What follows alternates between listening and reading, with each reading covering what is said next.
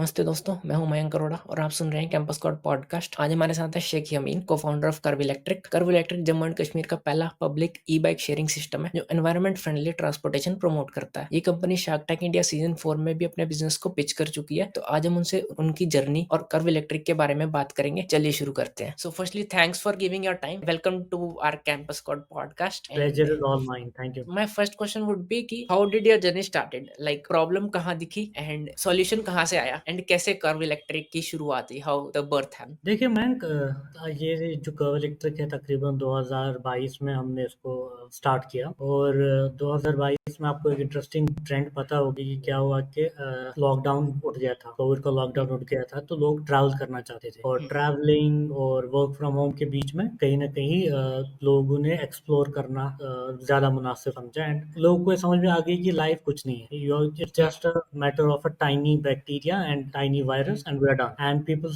Thought that it's the right time to start exploring and living. तो उस चीज का एक साइड इफेक्ट ये हुआ कि आज जो हमारी जो खासकर की जो हिमालयन शहर है उनमें एक लिमिटेड कैपेसिटी है to hold people, to hold tourist. लेकिन जब वो कैपेसिटी के बाहर हो गया तो that created some problem. And हमने कश्मीर में देखा कि वो प्रॉब्लम थी in the form of traffic congestion. Traffic बहुत ज्यादा कंजेस्ट हो गया, एयर पोल्यूशन ज्यादा होने लगा क्योंकि ऑलमोस्ट सभी गाड़ियां उस टाइम पर, आज तो फिर भी कुछ ईवीज है बट उस टाइम तो almost all the cars were इधर डीजल बेस्ड और पेट्रोल बेस्ड। तो उसके बाद यहाँ पे इतना पोल्यूशन होना, तो वो चीज जो है एक ट्रिगर बनी। और प्लस जो एयर क्वालिटी है वो कंटिन्यूअसली डिटीरियोरेट होती रही। एंड वो मतलब वो कुड सी इट कि एयर क्वालिटी कितना ज्यादा इम्पैक्ट हो रहा है एयर क्वालिटी पे। तो that is how electric started to counter all these points. And that is how it started and that is how electric was born. अगर आपके थोड़े बैकग्राउंड के बारे में बात करें कि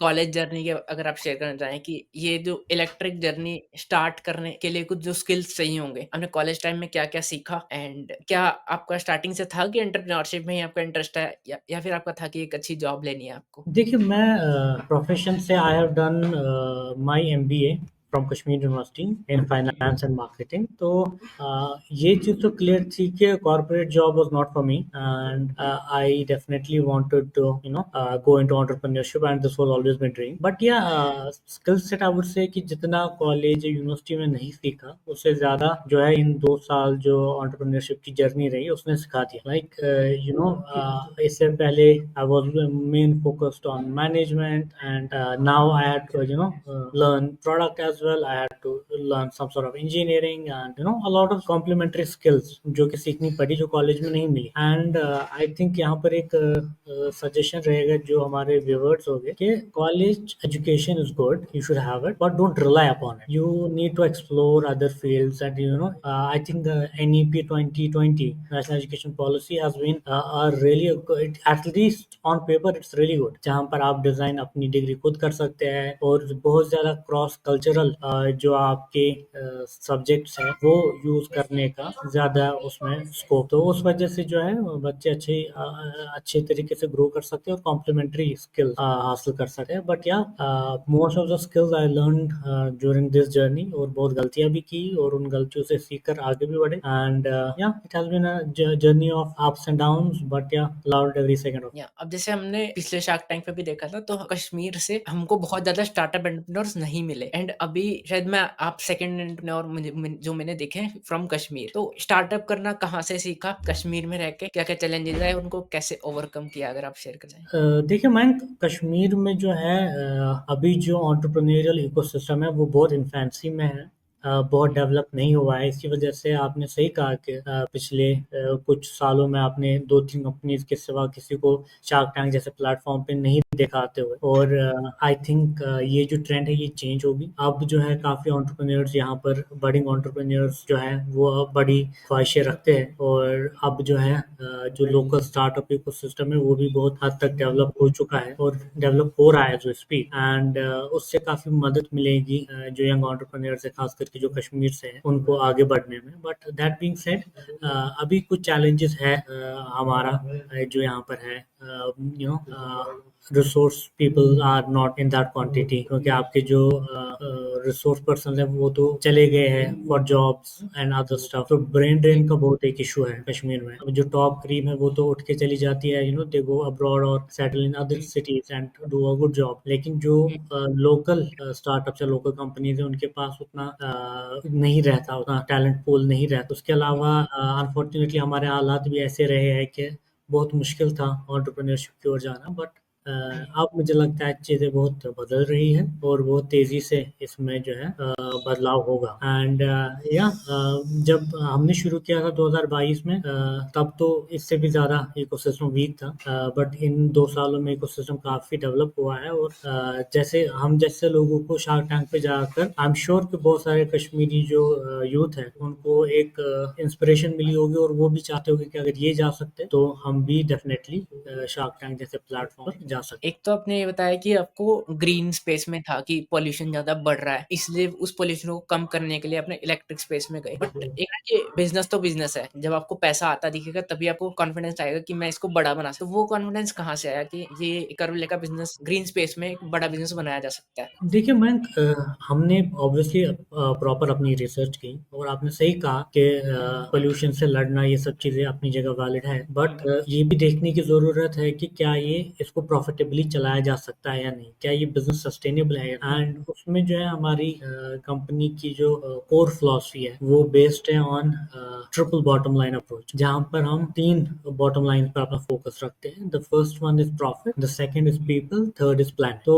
जो भी हमारी एक्टिविटीज हो वो इन तीनों बॉटम लाइंस को सेटिस्फाई करती हो, यानी कि हमारा जो भी एक्टिविटी हो that should be profitable in the first place. उसके अलावा जो लोग हैं, जो हमारी सोसाइटी एट लार्ज है, they should get benefited from our venture. And जो प्लैनेट है, जो हमारा एनवायरनमेंट है, उसको हमारे से पॉजिटिव इम्पैक्ट होना चाहिए, कोई नेगेटिव इम्पैक्ट नहीं होना चाहिए। तो ये फिलॉसफी रही है हमारी और तीनों बॉटम लाइंस को हम साथ लेके चलते हैं। एंड कहीं ना कहीं मार्केट साइज की अगर हम बात करें माइक्रो मोबिलिटी की खाली, तो world wide it's around $300 billion.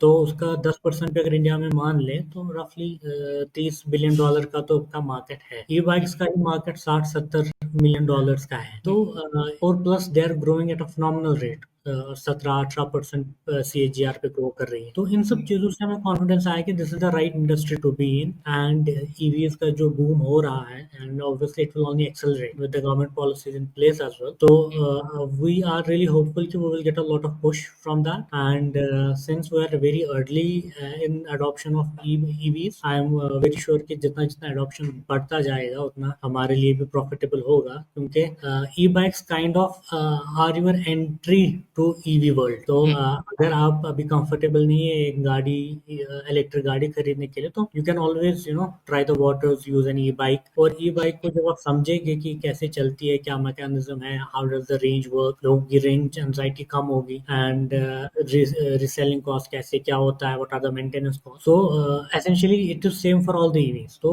इससे आई थिंक अडॉप्शन में और मदद मिलेगी, जो है लॉन्गर डिस्टेंस व्हीकल्स, चाहे हमारे इसमें बसेस हो गई या कार्स हो गए, तो उनको काफी पुश मिलेगा once people start using some sort of EVs. तो जो बहुत सारे खर्चे हैं वो दूर हो जाएंगे। अब जैसे आपने एक बताया था कि पॉल्यूशन तो था ही, मतलब पॉल्यूशन को दूर करना था एंड लोकल कम्यूट के लिए कुछ चाहिए था। And but why E bike only, कि मतलब एक आप टू व्हीलर भी तो बना सकते थे इलेक्ट्रिक में। एग्जैक्टली। तो ये एंड आई वुड से कि हमारे पास एक वाइड रेंज ऑफ स्पेक्ट्रम था व्हीकल्स जिनको लेकर हमें प्रॉब्लम सॉल्व कर सकते, right, starting from a bicycle to एक इलेक्ट्रिक स्कूटर, इलेक्ट्रिक बाइक और समथिंग लाइक दैट। लेकिन हमने इलेक्ट्रिक बाइसिकल ही क्यों चुना, तो उसके पीछे काफी वेल थॉट आउट प्रोसेस था हमारा। तो देखिए, बाइसिकल्स 0 कार्बन एमिशन करती है, plus they are really good for your health. लेकिन उसमें एक ड्रॉबैक है, उसमें ड्रॉबैक ये है कि अगर आपको 10 किलोमीटर या ऑफिस जाना है या स्कूल जाना है, तो ये उतना रिलायबल नहीं है आपके लिए, क्योंकि अगर आप एथलेटिक बिल्ड के नहीं हो तो cycling for 10 kilometre, 20 kilometre daily, that is a challenge, right.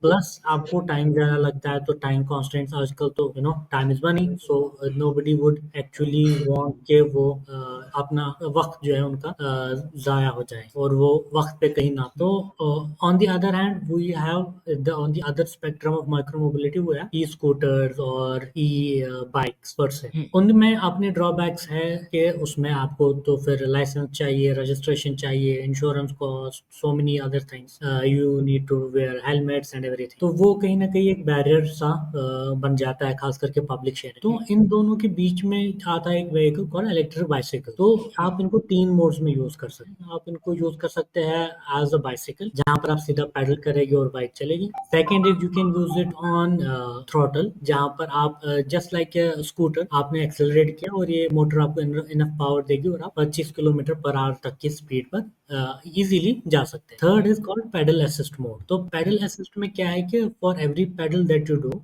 Battery will give you a push of 4 pad. तो एज अ रिजल्ट ऑफ अगर आप पैडलिंग भी करेंगे तो it will be very light, आपको स्ट्रेन नहीं होगा and you will feel very comfortable even for longer duration and longer distance. तो that is where E bikes टक टू आस्क, ये एक आउटलायर था और कहीं ना कहीं it was giving us the benefit of both, एक बाइसिकल का भी और एट द सेम टाइम एक स्कूटर का भी। एंड पब्लिक शेयरिंग में ई बाइक्स का जो है अच्छा खासा रोल रहा है और अच्छी खासी सक्सेस रही है throughout the globe, and that is what we are trying to replicate. And one key fact that we have actually seen is our average ride distance is of 13 kilometers. So people are using our e-bikes for longer distances. That is 13 kilometer per ride. And this is where जो हमारी bicycle होती है वो उसका average रहता है 3 से 4 kilometre पर राइड, बट हमारा उसके 3 गुना ज्यादा है। एंड दैट मीन्स कि it is actually solving the problem of commute for local people, and that's what we were interested in, and that's where I think e-bikes perfectly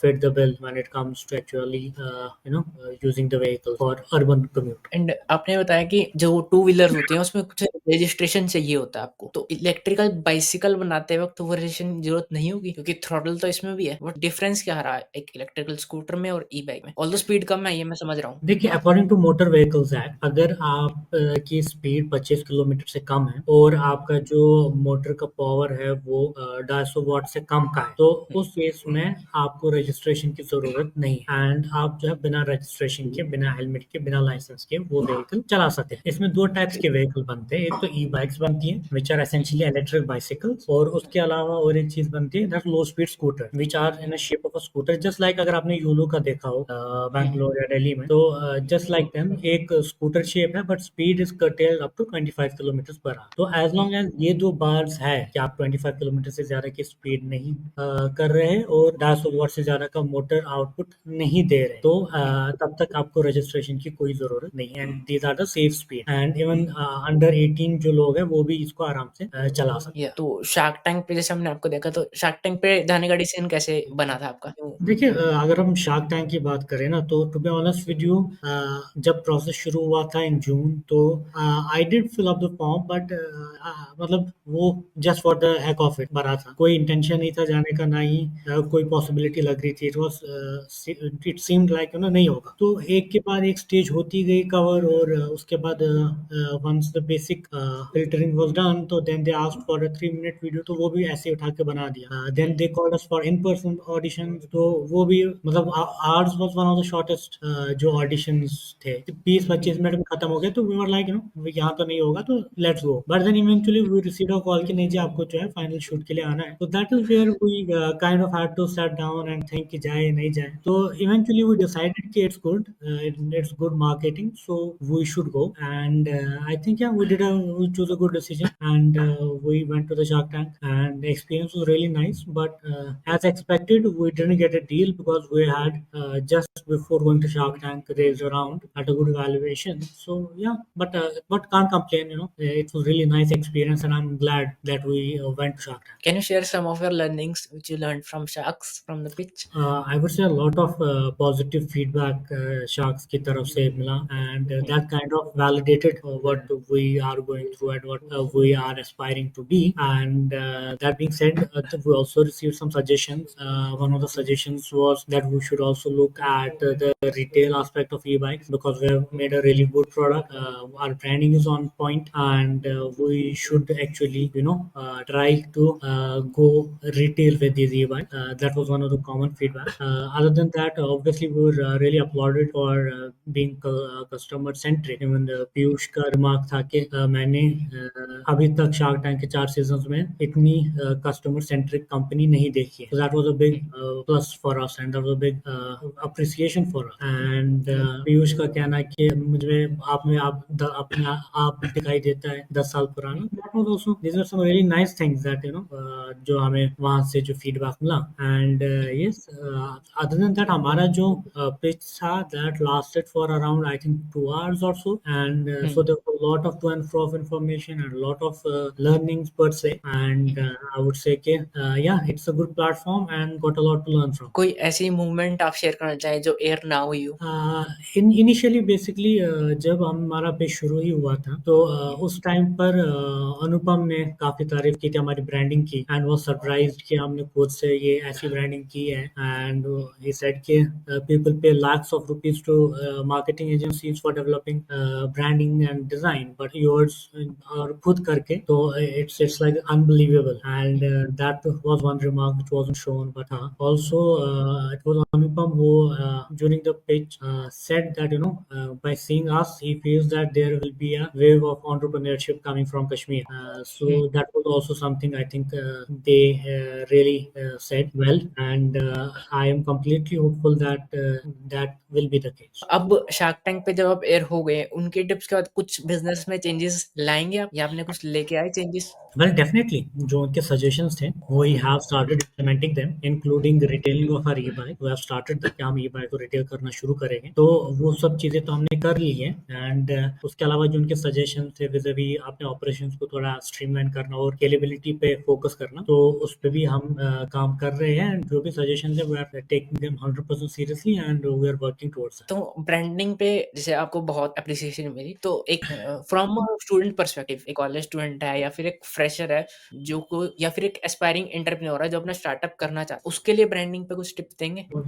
जी देखिए, branding should be clear. I would say usually as founders और as marketers what we tend to do is कि हमारे पास information बहुत होती है, right? क्योंकि ये product मैंने बनाया है तो इट्स लाइक माय बेबी. मैं इसके आपको 100 फीचर्स गिनवा सकता हूँ और मुझे लगता है 100 फीचर अच्छे एंड सामने वाले को पता होना चाहिए. तो उसमें कहीं ना कहीं हम गलती क्या करते हैं कि we put too much information when it comes to branding and comes to marketing. That kind of clutters the message. So you should be very clear कि अगर आपको एक लाइन में डिफाइन करना हो कि आपके कैंपेन से, आपकी ब्रांडिंग से, what are you trying to convey to the customer in a single line, you should have that single line ready. And once you have that single line ready, just stick around that. आपको जरूरी नहीं है कि आपको अगर लगता है कि इसके 10 फीचर है तो 10 के 10 डाल. That ends up confusing customers at that. तो जितना आप सिंपल आपका लोगो हो, सिंपल आपकी ब्रांडिंग हो, उतना ही ज्यादा मेरे हिसाब से इफेक्टिव रहता है. That's why you would see for brands like Nike, simple logo, simple message. Even Puma and other brand, simple logo, simple message and simple ad. उनके एड में आप नहीं देखेंगे कि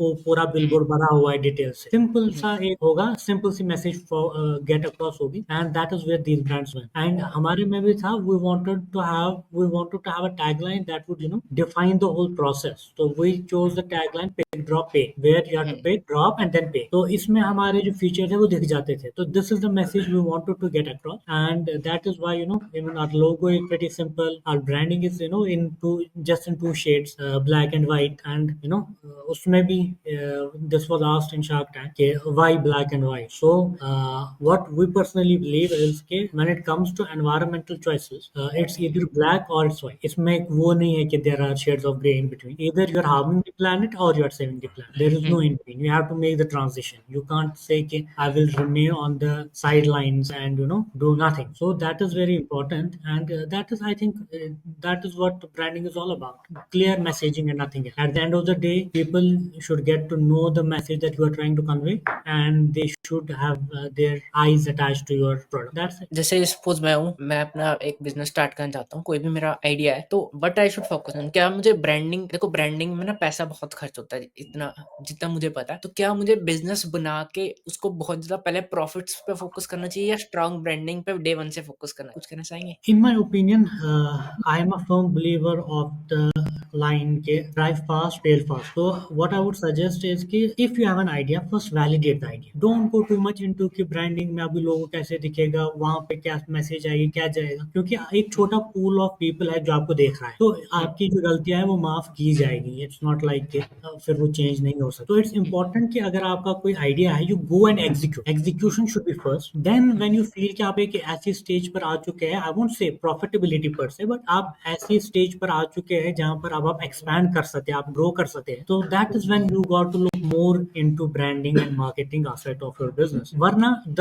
रूल ऑफ थंब इज कि पहले आप ट्राई करो, पहले देख लो कि is it even worth pursuing और नॉट, क्योंकि समटाइम्स क्या होता है कि हमारे दिमाग में कोई चीज बहुत अच्छी लग रही होती है, बट नॉट नेसेसरीली कि वो मार्केट एक्सेप्ट करे, and frankly speaking sometimes you are too early for the market, market is not ready for, तो वो सब चीजें फिगर आउट कर ले एक बार, एक प्रोडक्ट मार्केट फिट मिल जाए, and once you are confident about your product और सर्विस, उसके बाद आप you can just go and full throttle आप अपनी मार्केटिंग पे स्पेंड कर सके हैं, ब्रांडिंग को बेटर बना सके, that's it. But first you have to try to execute, एक एमवीपी स्टेज तक पहुंच जाइए, and thereafter once you the market validates you, क्योंकि वैलिडेशन जो सबसे बड़ी होती है वो मार्केट की तरफ से होती है। अगर मार्केट आपको वैलिडेट कर देता है, then go ahead and go full throttle on branding and marketing, because then they become very important when you are reaching to lakhs of people, how they perceive your brand, that's very important, customer is the king, अगर वो पे करता तो आपका brand चलेगा, नहीं तो नहीं चलेगा। that's true।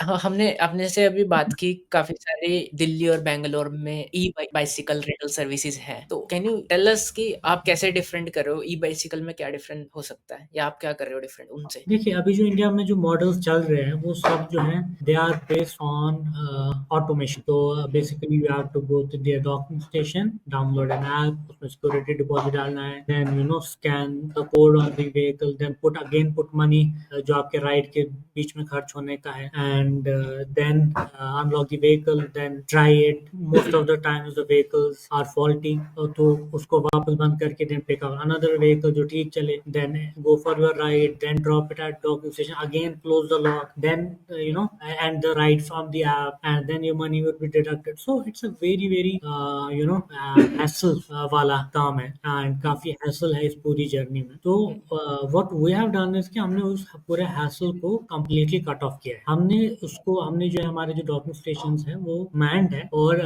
Her docking station पर आपको हमारा एक बंदा मिलेगा, और आपको क्या करना है कि आपको किसी भी डॉकिंग स्टेशन पर जाना है, अपना आईडी प्रूफ खाली दिखाना है, and that's it. Take any bike you like, drop पूरी राइड एंजॉय करें, किसी भी डॉकिंग स्टेशन पर ड्रॉप करें, and then you have to pay. तो हमने जो है इस प्रोसेस को बिल्कुल स्ट्रीमलाइन कर दिया है, जिसमें जीरो फ्रिक्शन है, zero hassles for the customer, but our backend is tech driven, तो we have internal apps and GPS trackings and everything, तो उसमें हम पूरा टेक फर्स्ट है, but when it comes to customer facing we are manual first. तो उससे हमारे और भी दो बेनिफिट्स हुए, जो बाकी जो कंपनीज हैं उनको जो उनके जो वीक पॉइंट्स हैं जो हमारे लिए बेनिफिशियल बनते हैं। एक तो उनका वेंडलिज्म का रेशो ज्यादा है, एंड उनका जो थेफ्ट रेट्स आर हाई, क्योंकि अनअटेंडेड है बाइक्स, तो देयर आर चांसेस कि कोई वेंडलाइज करके छोड़ दे, या कोई जेन्युइनली कोई पंचर हो गया, कोई चीज हो गया, उस वजह से वो पड़ी हुई है, एंड देयर इज नो वे कि the people at the back end have to know what is wrong with the bike. And other than that, theft theft is a big cost to these companies.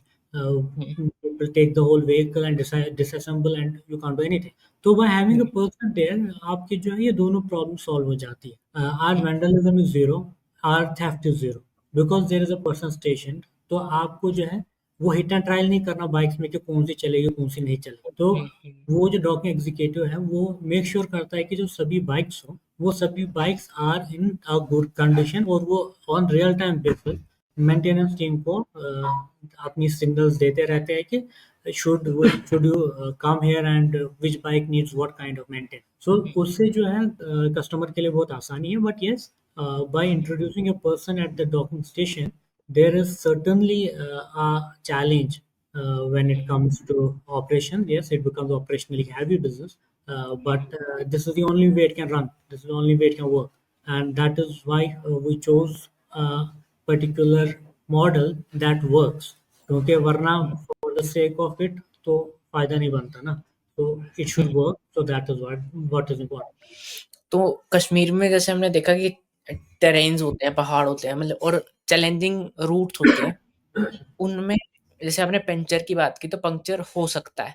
तो वहाँ पे safety और maintenance के लिए आप क्या करते हैं कि पंक्चर हो रहा है तो आपको कैसे पता चलेगा लाइक? देखिए, हमारा जो कस्टमर पॉलिसी है, हमने हर बाइक पे अपना एक कॉन्टैक्ट नंबर दे रखा है।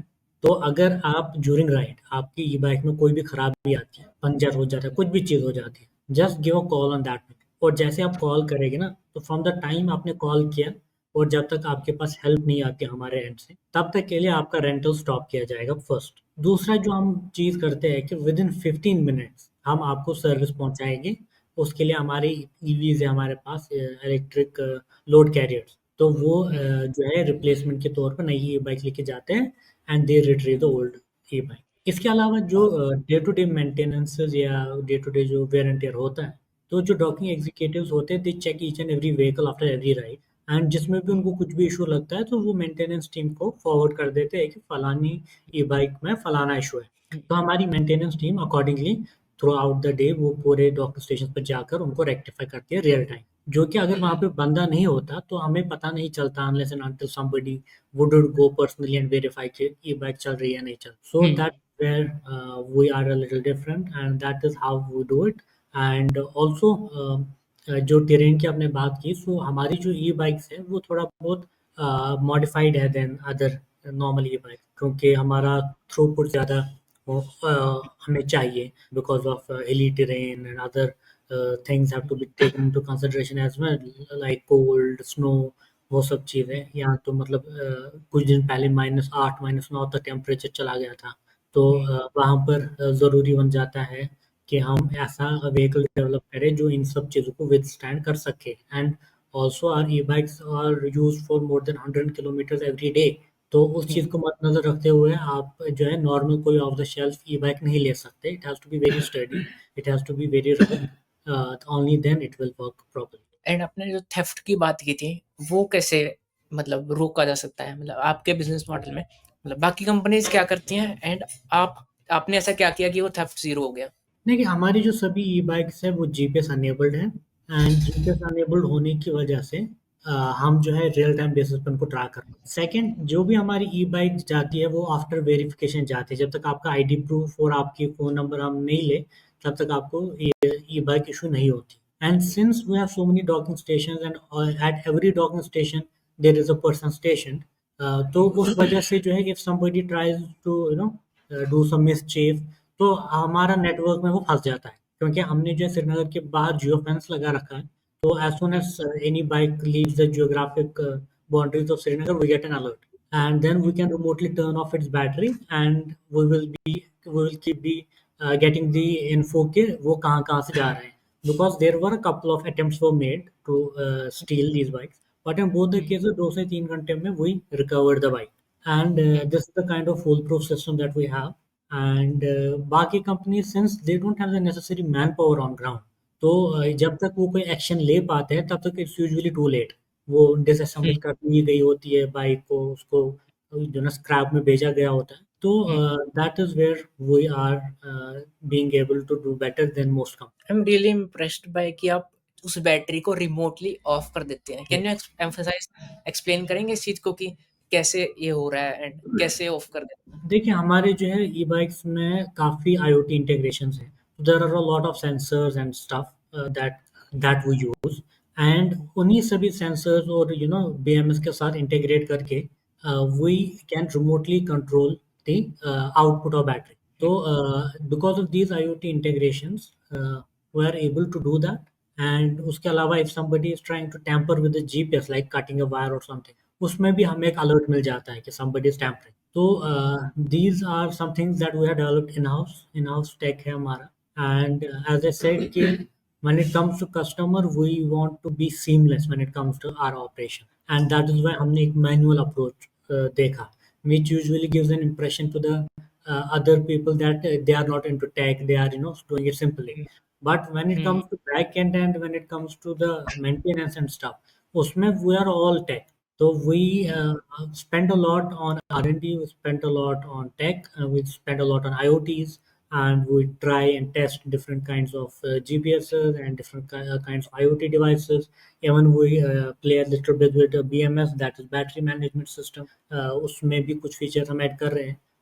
So yeah, that's basically how we have done this. One more question कि जैसे बैटरी ऑफ होती है तो you said IoT devices but IoT means internet of things Yes. तो वो रिमोटली कैसे ऑफ होता है लाइक देयर इज इंटरनेट की जरूरत नहीं पड़ती उसमें क्योंकि इंटरनेट कैसे अवेलेबल तो होगा हर जगह बेसिकली जो सिग्नल्स है वो थ्रू जीपीआरएस आती है and there is a M to M SIM एक होती है जो कि लगा है हर व्हीकल। तो हर व्हीकल का अपना सोर्स है इंटरनेट का, तो वो उसके अंदर है, तो you don't have to do anything with that. जहां पर भी आपका सेल्यूलर टॉवर्स है वो सारी आपकी रेंज बन जाती है and you know most of the places have cellular connectivity. तो जहां पर भी इवन 2G कनेक्टिविटी भी अगर है so it still gives us the data, still shows us the data. So because of that SIM that we have inside the vehicle, we do not need any external source of internet or external source of data usage. Just any tower,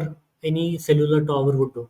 और एक आपने बोला कि geo fencing technology को आप use करते हैं कि जैसे ही बाउंड्री से बाहर व्हीकल जाती है तो आपको पता चल जाता है ये जियो फेंसिंग को एक्सप्लेन करेंगे कि क्या सिर्फ एक एक बाउंड्री है जिसमें वो व्हीकल्स रन हो सकती है देखिए, जियो फेंस का मतलब है कि हम हमारा जो सिस्टम है फॉर एग्जांपल वो श्रीनगर सिटी में चल रहा है, तो I don't want people to use this vehicle outside the jurisdiction of Srinagar, क्योंकि मेरा कंट्रोल श्रीनगर पे है, मेरे डॉकिंग स्टेशन श्रीनगर में, तो I don't want them to use it outside that ambit. तो व्हाट आई डू इज मैं एक जीपीएस पे मैं एक लोकेशन को, एक पर्टिकुलर एरिया को एयर मार्क कर दूंगा कि ये जो श्रीनगर की जो बाउंड्री है उस पूरी बाउंड्री में मैं इसको सेफ जोन बनाऊंगा कि इसमें ये चल सकती है बिना किसी problem. But as soon as they cross the boundary तो हमें अलर्ट आना शुरू हो जाता है कि ये जो है श्रीनगर की जियोग्राफिक बाउंड्री के बाहर जा रहा है, and that is where we immediately take action and try to retrieve bags or call the customer and tell him to come back. That is how it happens. अब इसमें हमारा एक मैकेनिज्म है जिसमें हम क्या कर सकते हैं कि अगर कोई कस्टमर है वो बोलता है कि मुझे श्रीनगर से गुलमर्ग जाना है ऑन दीज ई बाइक्स या श्रीनगर के बाहर के एक्सप्लोर करना है, तो वो पहले ही बताकर हम जो है उस बाइक के लिए वो जो हमारा जियो फैंस है उसको डिसेबल कर देते हैं। तो he is free to take it, तो अगर उसने पहले बता दिया है कि मैं यहाँ जा रहा हूँ तो he is free to take, वो अब डिफरेंट जगहों पर ले जा सकता है, वो डिफरेंट जगहों पर ले जाकर वो अपना एक्सपीरियंस कर सकता है। हमें लोकेशन मिलती रहेगी बट इट्स जस्ट कि उस बाइक को हम एग्जेम्प्ट कर देंगे फ्रॉम जियो फैन। कूल अब अगर एक और क्वेश्चन में जानना चाहूंगा कि जैसे आपने आपने बताया कि आपने एमबीए कर लिया अपनी फाइनेंस में जी। राइट तो this product involve a lot of technology obviously IoT devices electronics बहुत ज़्यादा इन्वॉल्व है sorting out the SIM thing Jio fence GPS वाले थिंग सेंसर्स काफ़ी सारे लगे हुए हैं मैन्युफैक्चरिंग में मैकेनिकल वाला पार्ट भी काफ़ी आता है तो true.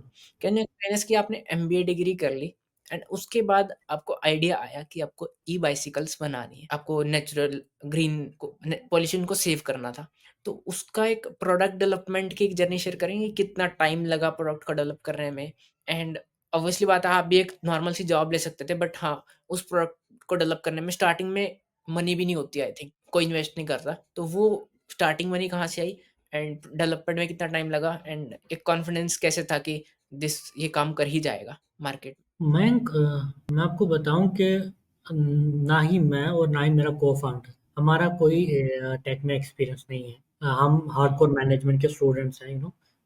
I have studied integrated MBA, this a 5 year course जिसमें बीबीए और एमबीए का इंटीग्रेशन होता है। तो none of us were engineers और none of us came from tech background, and initially जो हमारा ऑनेस्टली स्पीकिंग जो हमारा आइडिया था दैट वाज कि we will get some e-bikes in white label from other vendors, just put them in the throughout the city and let it run। तो अपनी नेइविटी में हमें इतना आसान लग रहा था, and that being said when we started testing of vehicle तो वी रियलाइज्ड कि यहाँ पर जो है ऑफ द शेल्फ प्रोडक्ट नहीं चलेगा। यहाँ पर जो है हमें एक स्पेसिफिक किसी डिफरेंट टाइप के व्हीकल की ज़रूरत है जो कि मार्केट में अवेलेबल नहीं है, जो कि हमें खुद बनानी पड़ेगी। And that is when we started to learn about how EVs work, कैसे बिल्ड करना है, क्या चीज़ें हैं, यू नो, कहाँ पे कौन सा कंपोनेंट लगता है, बाइसिकल कैसे बनती है, बाइसिकल के क्या चैलेंजेस हैं, कौन से पार्ट जो है वेयर एंड टियर वाले हैं। तो इस पूरी जर्नी में हमें 5-6 महीने लग गए to make the product ready, the first product ready. And उसके बाद ever since for last 2 years हम continuously कुछ ना कुछ tweak करते रहते हैं, वो हम continuously अपनी e-bikes को better बनाते रहते हैं, by trying different things, trying different sources, different IoTs and stuff. तो वो चीज़ था, but yeah, IoTs and tech and electronics, despite having no background, we had to learn ourselves, and that's why it took us a little more time than it should have. But one thing happened कि हमें एक additional skill मिल गई, and we are not dependent on somebody कि वो खाली tech से ही हो तो तब जाकर उसको समझ में आए या तब जाकर वो कर पाए. But we as founders are completely aware of each and every detail of our product, by sheer skills that we have garnered over the period of last 2 to 3 years. And that being said, yes, initially nobody is willing to put in money, and rightly so, क्योंकि I have a dream, I have a vision, तो वो मेरे दिमाग में है, nothing is on ground, तो how do you convince somebody कि वो आए और इन्वेस्ट करे. So that being said, initially जो हमारा बेसिक सा एक कैपिटल रिक्वायरमेंट थी, वो हमने खुद को फाउंडर्स ने इसको जो है मीट किया, एंड लेटर ऑन हम बूट स्टार्ट रहे तकरीबन 2 साल तक, and now that we are in a comfortable position and we are ready for growth and stuff. तो now we have reached out to people, and अब हम जो है इसमें जो है राउंड रेज कर इन्वेस्टमेंट रेज कर रहे हैं, and we just closed a round, and now we want to grow exponentially, and usme we are ready for all the fundraising, and in fact we are getting good response from the market, importantly. एक आपने बताया था कि जब आपने MBA कर ली तो आपका स्टार्टिंग से ही था कि कॉर्पोरेट के लिए तो मैं बना ही नहीं हूँ। Hmm. तो वो कन्विक्शन क्यों है कि कॉर्पोरेट में तो जाना ही नहीं था? मतलब ऐसा क्या दुश्मनी कॉर्पोरेट से एंड ओनली देखिए, स्टार्टअप ही कर रहे दुश्मनी तो कुछ नहीं है, बट आपका कहना सही है कि एक सेफ ऑप्शन होता है कॉर्पोरेट में जाना, बट हैं? हमने नहीं चुना. उसका रीज़न ये था कि for me personally it's not thrilling enough.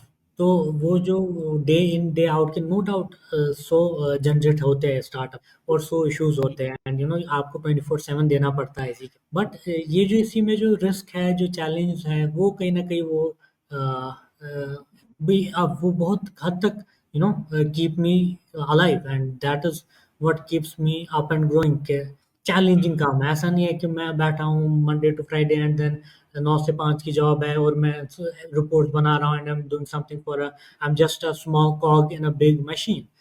But here we do hands on, and real time में issues आते हैं, how do we navigate them, and then a lot of things happen, which are adventurous, I would say.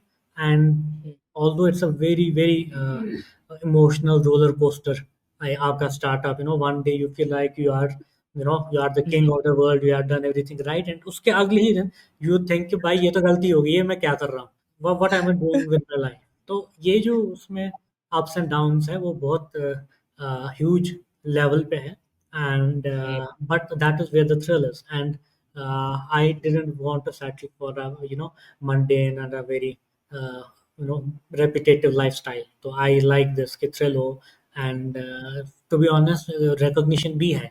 As a corporate, who would have known me, but if I had been in corporate, you would not have invited me here, right? So that is where recognition भी है, challenge भी है, and it's a fun journey, allowed to be part of it. And if I had a choice, I would do it all over again.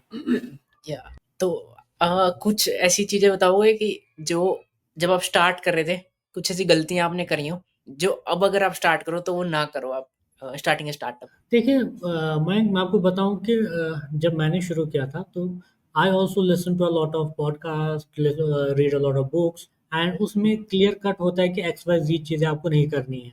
ये जो है, ये these are not good things to do, but I still did it, anyways I did it.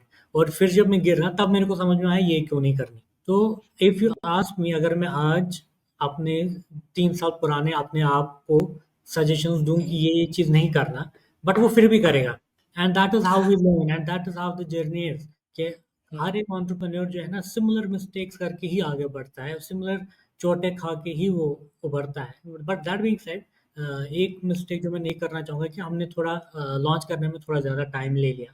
तो I would think कि I would should have launched really quickly, and maybe on a smaller scale, but we should have launched quickly. That was one mistake. And other than that, I think being too much dependent on the government for these docking stations and other stuff. So that is another mistake I would avoid, and I would ask people to be जितना minimal interference from the government bureaucracy हो उतना आपके business के लिए बेहतर है, because essentially bureaucracy stops your growth and it slows you down.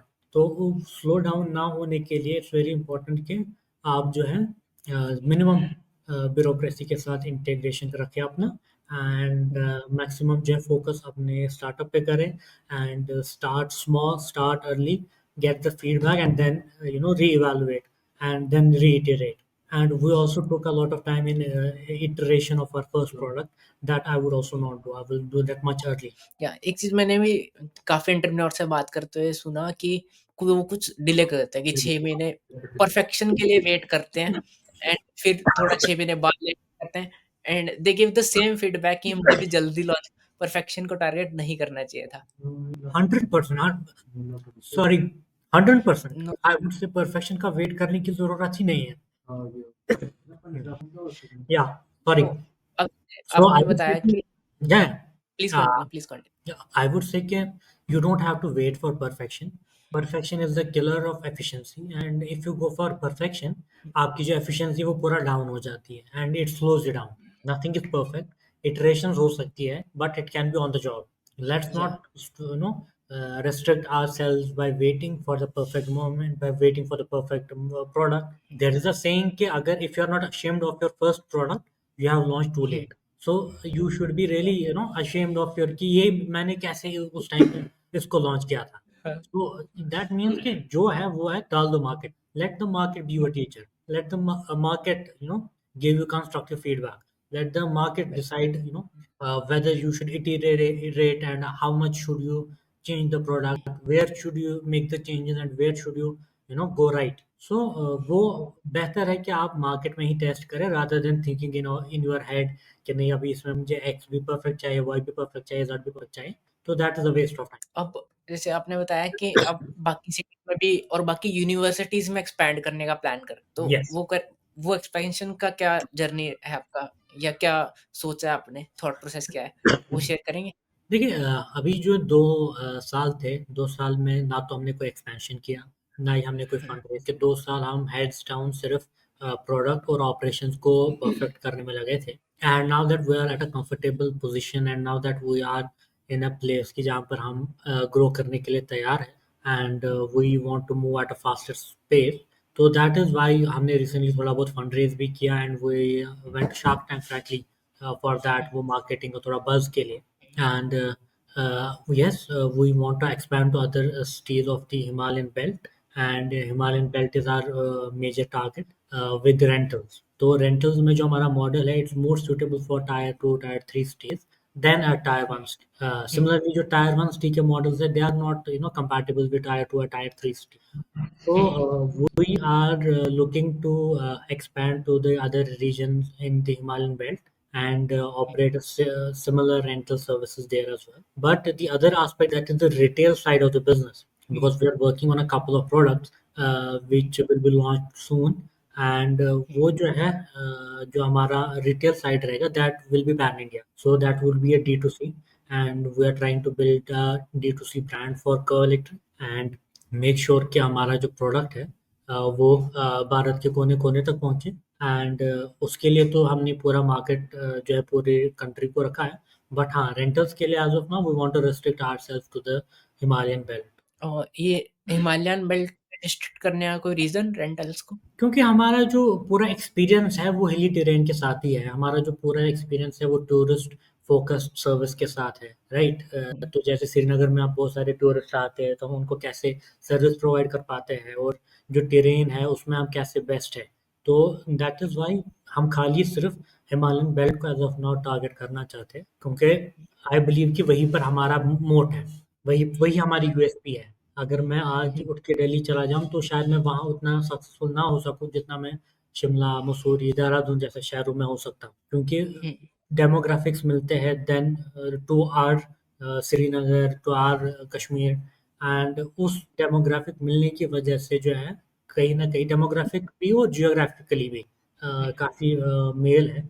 तो that is why हम लोग जो है चाहते हैं कि हम लोग इसी बेल्ट में अभी एक्सपैंड करें, and once we are fully capable enough, तो उसके बाद eventually we can move on to tier 1 cities as well. या तो आपने जैसे बताया कि कर्व इलेक्ट्रिक का एक ही मिशन था कि प्लैनेट को सेव करना। तो अब कार्बन एमिशंस कम हुए हैं क्या कश्मीर में? जो पहले आपको बढ़ते दिख रहे थे? उस पे कुछ फीडबैक आया आपके पास? जी, Mayank, being into sustainable space हम लोग मेजर करते हैं अपना impact in terms of how much carbon emissions have we reduced. तो वो एक ऐसा मीट्रिक है जो हम रेगुलरली अपडेट करते रहते हैं। एंड मैं आपको बताऊं कि लास्ट 2 सालों में अभी तक हमने around 150 metric tons of carbon emissions को रोका है। तो just to put it into perspective, जो हुँ, हमारी अगर ये जो 150 मेट्रिक टन है, अगर ये कार्बन एमिशन हो गया होता इनटू द एटमॉस्फेयर, तो हमें चाहिए होते 7500 trees, fully grown trees for 1 year to absorb this much amount of carbon emission. So हुँ, पहले तो आप 7500 ट्रीज लगाते कहाँ?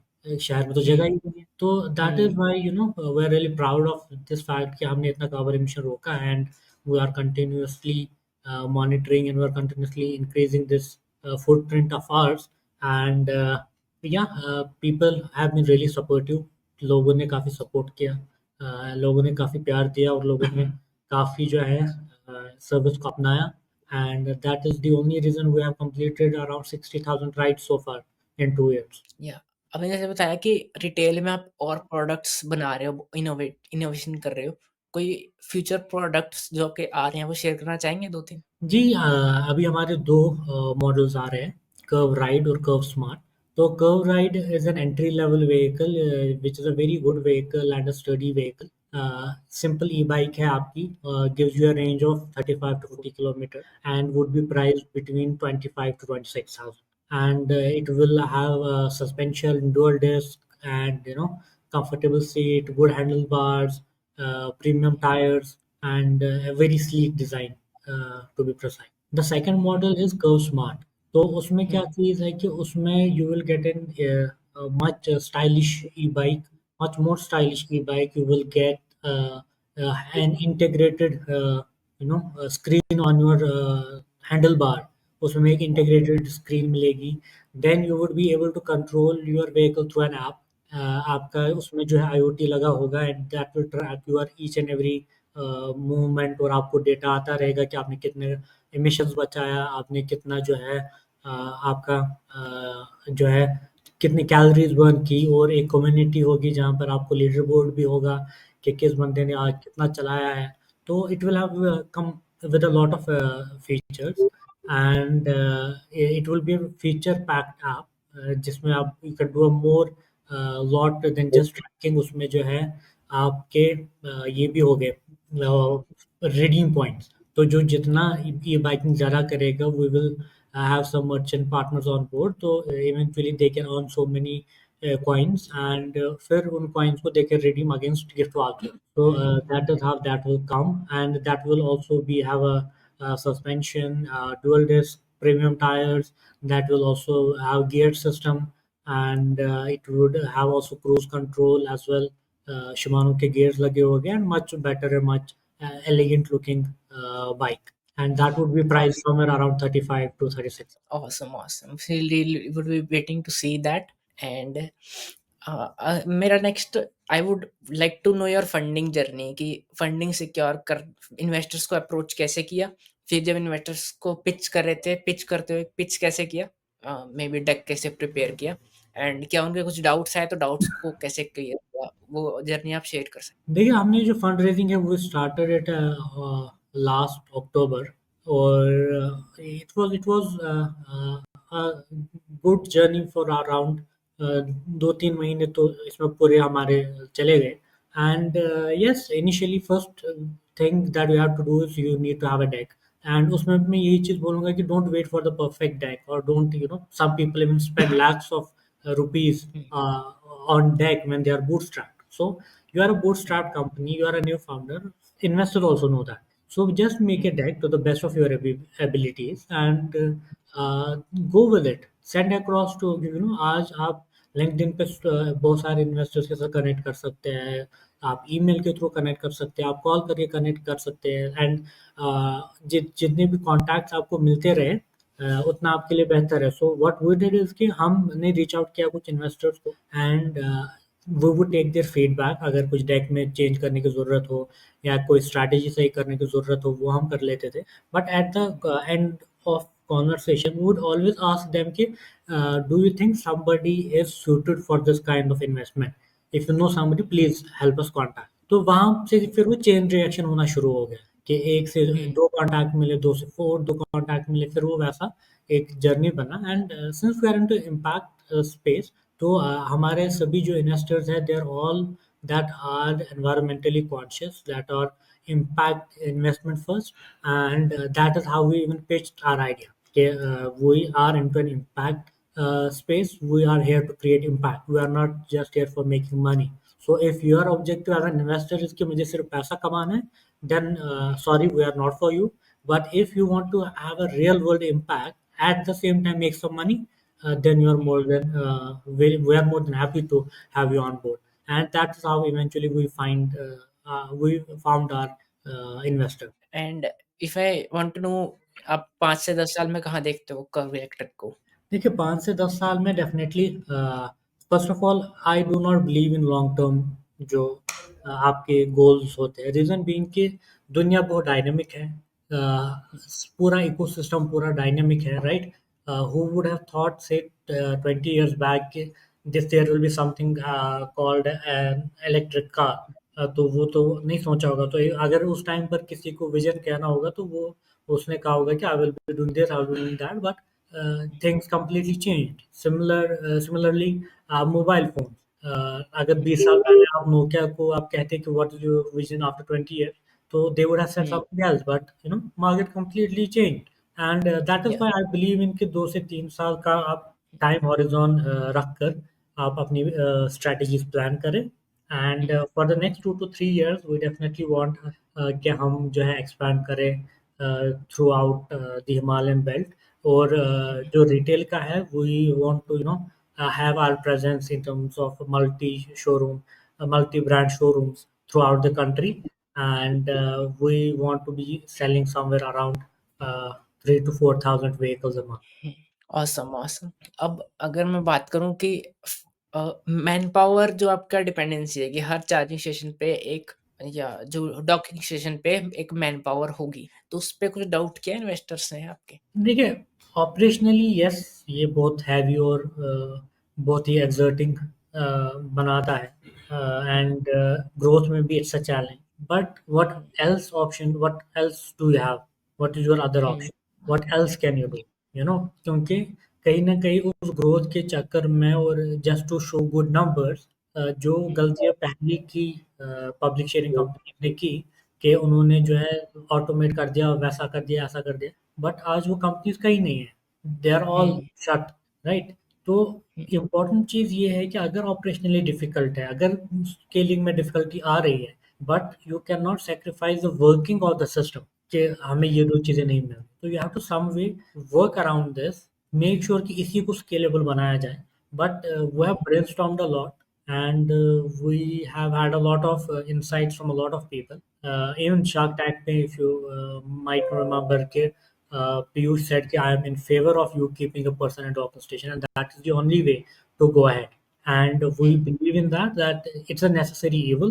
हमको हुँ, ये रखना ही रखना है। बट हाँ, इसमें हम कैसे बेटर कम्युनिकेट कर सकते हैं, कैसे बेटर सिनर्जीज बना सकते हैं। So that is where we are continuously trying. Cool. पर हाँ, आपके व्हीकल्स हैं, उनकी एफर्ट उनको हाँ। प्राइसिंग कैसे करते हो? How do you decide pricing of vehicles? Try करो तो। उन अफोर्डेबल रखने के लिए कुछ करते हो? जी, तो हमारा जो पर मिनट रेंटल है, that is one and a hmm, half rupee, and that means for an hour it's 90 rupees. So hmm, we did a lot of ground surveys, and we asked people to what will be a comfortable range to pay for. And this is the point which we think कि it's perfect, जहाँ पर हमारी profitability भी आ रही है, and at the same time it's not too much for the customers as well. And हमारा जो पर किलोमीटर का रेट है वो आपको जो है around by through data I am telling कि आपका जो पर किलोमीटर का कॉस्ट आ रहा है वो आ रहा है तकरीबन 6.5 से 7 रुपए। तो अगर आप कैब करते हैं या स्कूटर बुक करते हैं तो उसमें एक तो you will be dependent on somebody else, second is कि it will start from 11-12 rupees. तो for cabs it start from you know 20 rupees onwards. So hmm, that is where we have to make sure कि that's where we have to make sure कि हम जो है affordable भी रहे but at the same time not at the cost of burning money, affordable but in a sensible. Awesome. Jammu Kashmir में business करने का कुछ डिफ़िकल्टी फेस होती है आपको? देखिए, अभी इकोसिस्टम बहुत मैच्योर नहीं है यहाँ पर। इकोसिस्टम में काफ़ी काम करने की ज़रूरत है। वैसा वो नेटवर्क नहीं है ऑफ इन्वेस्टर्स और फाउंडर्स जो सजेस्ट कर सके, जो हेल्प कर सके, वैसा कुछ नहीं है। तो वो चैलेंजेस हैं जो आपको बाहर शहरों में नहीं दिखते। एंड इन सब चैलेंजेस को then weather is also a big constraint. Snow होती है तो उस टाइम पर आपका बंद हो जाता है। But that being said I would say कि काफ़ी जो है अ, अब ये फैसिलिटीज़ डेवलप हो रही है, इकोसिस्टम भी धीरे-धीरे आ रहा है। एंड आई थिंक कि पहले एक टैबू था इन्वेस्टर्स के लिए कि नहीं, कश्मीर में इन्वेस्ट नहीं करना, वहाँ कुछ भी हो हुँ, सकता है, वो हो सकता है, ये हो सकता है। तो वो टैबू अब बहुत हद तक हट चुका है and people are willing to invest, people are willing to bet on Kashmir. And all our investors are from outside the country. We don't have a single investor who's from Kashmir. And all these people did take a bet on us. They became, satisfied with the fact that, Hanji, they have the potential, and yes, they can actually do big. And that's why, we are here. And I would say, definitely with increase in entrepreneurial activities and with increase in the number of ventures that have come up, I'm sure you will see a lot of big startups coming from Kashmir Valley very soon. या startups में जैसे आपने जब start किया तो starting में कोई inspiration रही है आपकी कि इनसे सीखते हो, उनकी डिसीज़न्स को फ़ॉलो करते हो, कोई लोग? देखिए, मेरा पर्सनल मानना है कि जो आपकी एंटरप्रेन्योरियल जर्नी है ना, वो आपकी है। अगर आप किसी भी और एंटरप्रेन्योर या किसी भी सक्सेसफुल आदमी के रूल्स को फॉलो करना चाहे या उसके डिसीजंस को कॉपी करना चाहे, it will not work in your case. हर कोई एंटरप्रेन्योर डिफरेंट है, हर कोई वेंचर डिफरेंट है और हर एक की जर्नी डिफरेंट है। तो कहीं न कहीं आपको खुद देखना पड़ेगा कि मेरे लिए क्या पॉजिटिव है, क्या नेगेटिव है, क्या मुझे करना चाहिए, क्या मुझे नहीं करना चाहिए। तो वो इम्पोर्टेंट है। So that is more important than following a single person. But yes, there were some books that really helped me. Lean Startup was one. $100 Startup was one. And these things helped. And then listening to podcasts also helped a lot. Awesome. Any other books और any other podcast और movie which you like to state जो आपको काफ़ी influence करी हो या बहुत अच्छी लगी हो स्टार्टअप से related? I think not exactly startups related, but there's a movie called Pursuit of Happiness. So that is a very really nice movie to keep you motivated. So that I would recommend कि हर कोई देखे. Then there is a series on HBO, I believe, called Silicon Valley. And in a fun way, in the form of a comedy, कैसे उन्होंने जो है difficult concepts of startups को simply simple terminology में लाकर and make it digestible to every person. तो वहाँ से you will get to learn a lot. Also, there is one series about the Uber founder. So I would also recommend that. You should see that. I think I'm not sure if that's a movie or a series, but yeah, Uber founder के बारे में है, and that's also very good series to watch. या awesome. तो अभी एक final message अगर podcast को एंड करते हुए आप किसी कॉलेज या फ्रेशर या फिर एक एस्पायरिंग एंटरप्रेन्योर को जो अपना स्टार्टअप स्टार्ट करना चाह रहा है, कोई एक मैसेज फाइनल एडवाइस अगर आप देना चाहें तो आप दे सकते हैं। मेरा सिंपल मैसेज रहेगा कि जस्ट स्टार्ट। जो भी आपके दिमाग में, first of all please understand कि आपका जो आइडिया है वो यूनिक नहीं है। अगर आपको लगता है कि आइडिया का कोई वैल्यू, आइडिया का कोई वैल्यू नहीं है, आइडिया का वर्थलेस। क्योंकि जो आपने सोचा है in a population of 8 billion people, it's not possible कि किसी और के दिमाग में नहीं आई होगी। but the whole game is of execute. So you या need to execute really well, and that is where वो execution ground पे उतर कर ही आएगा. Ideation करके ही कुछ नहीं होगा. तो that's where my only advice would be just start. जो भी आपको आइडिया लगे on a very small scale, जितना छोटे स्केल पे आप कर सके करें. Just start, and you don't need money, you don't need anything to start, क्योंकि डिजिटल दौर में, डिजिटल जमाने में, you can actually start with very less resources. Start. If you fail, don't worry, reiterate and try again. Fail, try again. Fail, try again, unless and until you don't find your MVP. And once you find your MVP, then start building from that. So that would be my only advice. awesome. Thank you, Sheikh, for coming here, and thanks for giving your precious time. Thank And you I so think much. long conversation, so we can end it here. And hope to meet you soon whenever I come to Kashmir. Yes, of And course, that's please. That would be our own. तो दोस्तों, ये था हमारा आज का episode curve electric के founder Sheikh Yamin के साथ। कर्व इलेक्ट्रिक जो शार्क टैंक इंडिया में अपने ई बाइक रेंटल बिजनेस को पिच कर चुका है, वैसे ही अपने ग्रीन इनिशिएटिव्स के लिए जाना जाता है। अगर आपको एपिसोड पसंद आया हो तो ज़रूर शेयर करें और कैंपस कोड पॉडकास्ट को सब्सक्राइब करें। फिर मिलते हैं एक नए एपिसोड के साथ, तब तक के लिए स्टे इंस्पायर्ड।